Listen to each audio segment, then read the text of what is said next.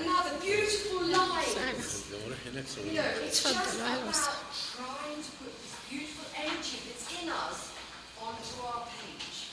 So please don't be nervous. This lady here was scared. Whoa, look.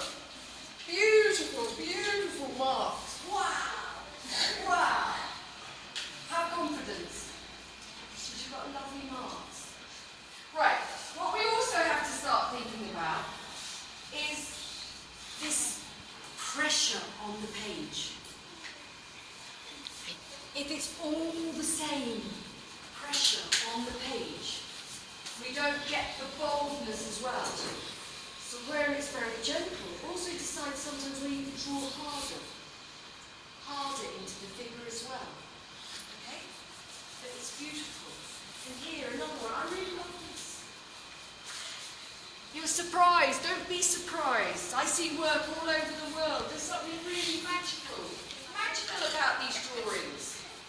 You just have to let go and do it, okay? Because it's great. Really, really amazing. As I look around. Yours was perfect. Why did you rub it out? Because it was very, very good.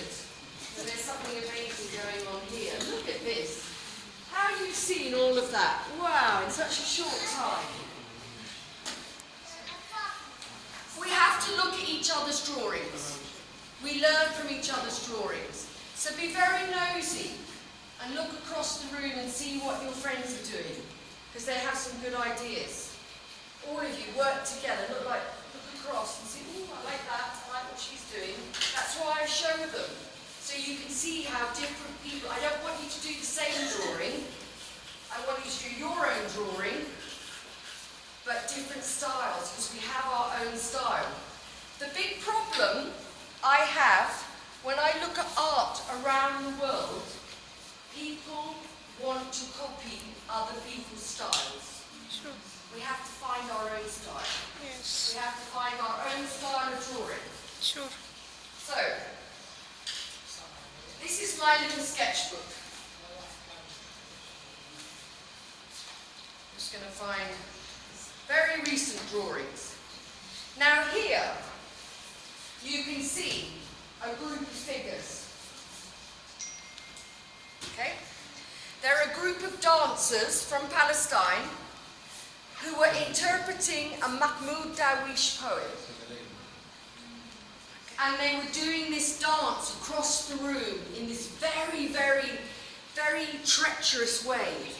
They were showing incredible pain in the way they were moving across the room. I think it was called Behind, I've got another drawing actually where I wrote it down. Behind these walls I know there is a sea. So, what I'm going to do now, stay with the same page, don't change the page, but I want to see how we can layer up our figures, okay? So that's why I said to do landscape. Sometimes it can be just one single figure. Okay? But at the moment we're just, for the second, going to do this group of figures. So, I'm going to be walking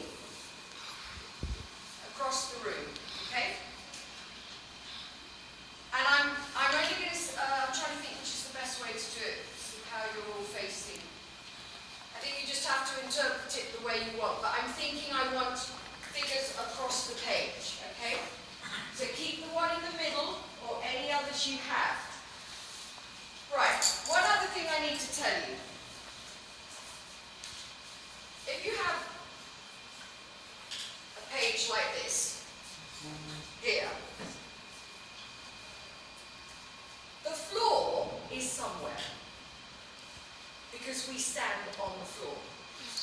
Now the floor can be here, there, and the figures can be here, and the edge of the wall, or whatever it is here. Somewhere there will be the floor, or where the floor is going to be. Okay? So, what I want you to think about is how you decide. So with the floor here, it would be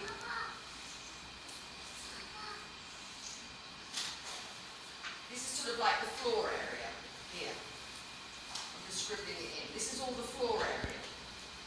And then this would be where the wall is here. The wall's here. And this figure sits in this part of the room, or in this part.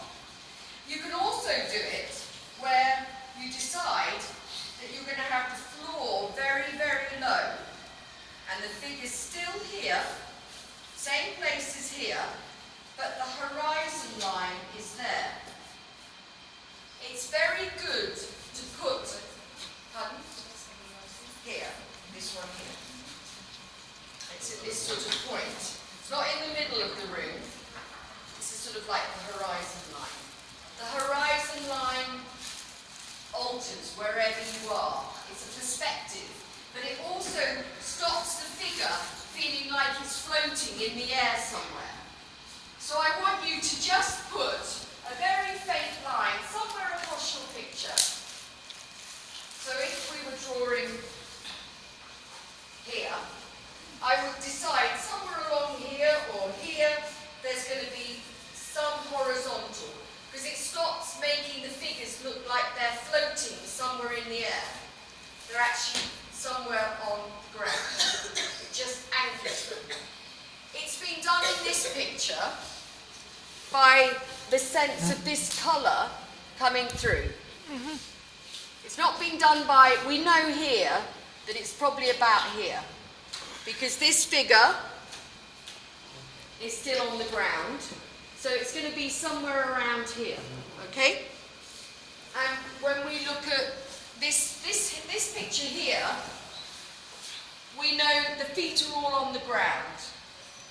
It's sort of where you sense where things are rooted down. It can change, it can be very high or it can be very low. But it helps to anchor your figure. The other thing that also helps is putting some upright into your, some upright. So sometimes you say, right, I'm just going to put a line in there. It helps balance where the figures are. And you see it happen in my pictures. Now I won't be able to find one that's got it in, but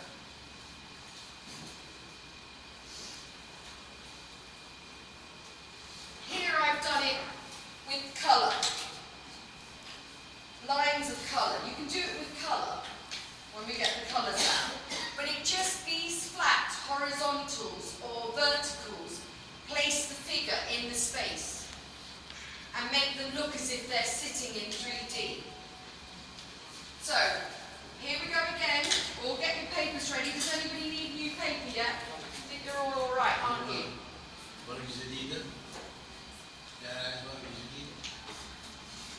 I'm going to move across the room, and I want you to build the figures up around the figure that's already there. Okay? I would build on top of where you are, because we're going to get a new sheet. This is really our practice sheet. And start having another figure here and another figure here. And what I'm going to do is I'm going to lower the crouching. So I want you to have figures that are slightly different shapes. Okay? So they won't all be upright. If I look crazy, just bear with me. So, I'm going to start off as a figure that's sort of like very unhappy.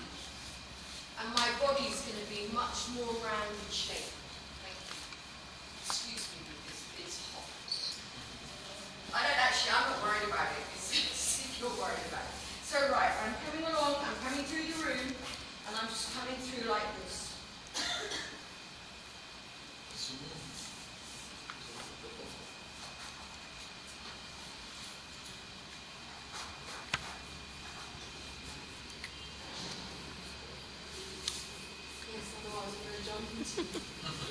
Okay, I'm not going to, because I want the figures to all go in one way. So this time, as you saw,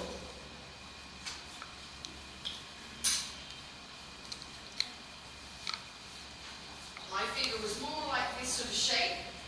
My head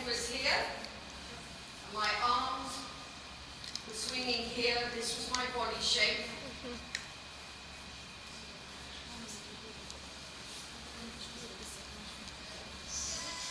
Back was here, and I was walking along with the energy like this. With energy. What I want us to do now is, while we're drawing, I'm also now, some of you may have started using them already, I want you all to have a charcoal pencil as well. These are charcoal pencils. كلام فحم different. Wow, look at this, wow! Do you want me to show it to everyone? Come on, out here, show your picture to everyone. Daddy, come in. I think this deserves a round of applause. Right, hold it up properly. It's upside down. Show it to everyone. Show it to everyone. Wow, wow, great, great. Yeah. One of the reasons why it's important to see a small child's drawing. There's no inhibition. He's just drawn. Yes. What's the matter with us? We can just knock this out, Yeah. and Nice. we struggle to do anything. Yes, sure. So try and think about why we do this, because actually we need to get some of that back again. We lose it somewhere. Has everybody got the charcoal? Anybody else still waiting for a charcoal? Everybody got charcoal? بعدين جيت مع الأستاذ. Right. Also, I think you have tissue on the paper, on the table. على عيدة قلت له ما أدري فين فأنا شرحت له مستنى أستاذ هشام شرحت له. The tissue is not to ever wipe your hands. The tissue is to move the charcoal around the page. And you see what happens when you start drawing and then using your tissue. You start getting this beautiful level of mark. It starts building beautiful energy into the picture. You can't really do it so well with pencils. With pencils you need to use the rubber to make the energy, but with the charcoal, just by pressing quite hard on it, you start getting all sorts of really wonderful shapes where you can move the marks around, drawing the figure in.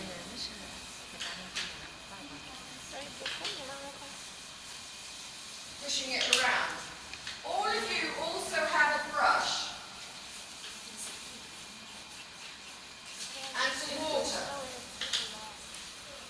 The good thing about charcoal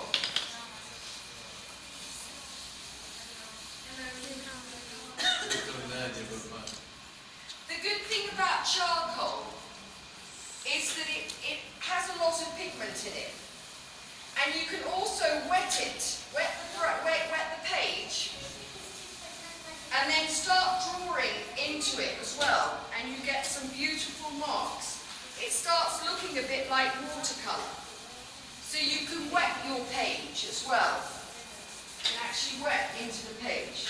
And it starts being a bit like ink. Wow, see, look at that. You just did it, and it looks perfect. Yes. So, we have this one figure coming down like this, and now we're going to have another figure that's more open. Okay? This is a much more open